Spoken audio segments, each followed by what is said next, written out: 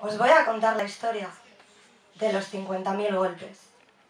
Comenzó una noche densa y dulzona, sofocante. Las horas se me pegaban como restos de licor al fondo del vaso. Y tú venías corriendo a rebañarlos, con tus susurros, con tus miradas jugadoras, con la embriaguez constante que te persigue, de tanto beberme o de tanto tocarme.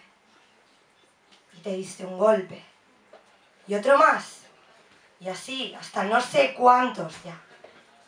Luego empecé a zarandearte. Un día te hacía zozobrar, violenta como las horas y las mareas que se retractan ante un castillo majestuoso. Al otro te suplicaba sin reparos que te quedases para verme pintar constelaciones con tu nombre, para darte la miel y decirte que no después.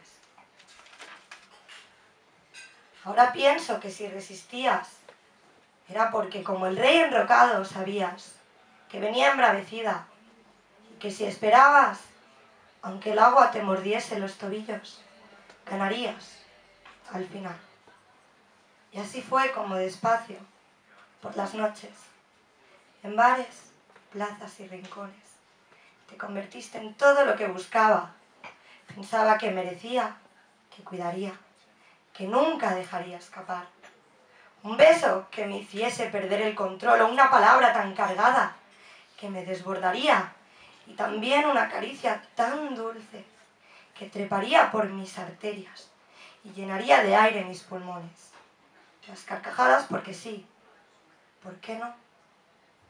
Y al final, en el funeral de todas las cosas, como un matador, tu estocada que me robó el aliento y me dejó sangrando hasta tus recuerdos.